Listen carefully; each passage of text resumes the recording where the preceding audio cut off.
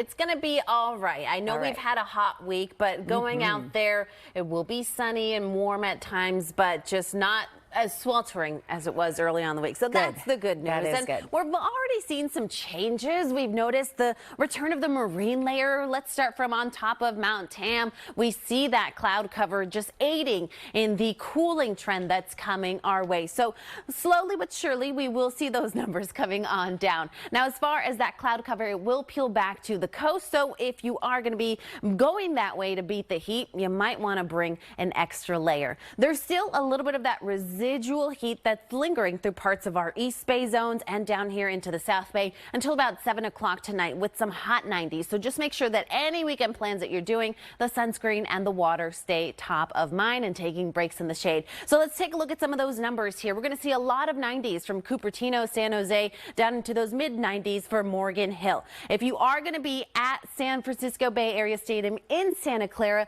those numbers are going to be pretty toasty, and the sun and all that walking around will start the game at noon with those low 80s, head to the upper 80s once you're out of the game and walking around back to however the transportation back home is going to lead you. As we go on into the East Bay, you notice we have a few of those microclimates, 70s and 80s along the East Bay shoreline, Oakland to Fremont, but we get into those 90s once you're driving through the tunnel over on into Walnut Creek, mid 90s for parts of Antioch. Along our peninsula communities, we will see the coastline aided with that fog, so low 70s Half Moon Bay, but 80s immediately once you're in San Mateo down into Palo Alto. That's a toasty one nearing that 90-degree mark. Microclimates are out in full force in San Francisco as well, going anywhere from those low to mid 60s to those 70s downtown, mid 70s, and up there towards the North Bay. Not as hot, though it is going to still be 86 in Santa Rosa as our daytime temperature. We've talked about the chance of some high tide flooding at the top of the hour. I made a mention here.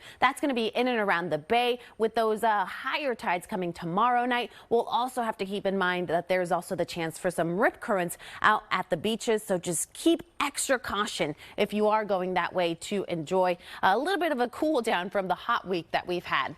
As far as our 7-day forecast in San Francisco and along our coast, we'll keep the weekend mild, see further cooling as we travel to the week and into Juneteenth next Friday, back down into the 60s. As far as our inland forecast goes, it will still be a toasty weekend, not as hot as during the week when we had those triple digits, and further cooling coming to us as we go through the week. All right, Cyn, thanks so much.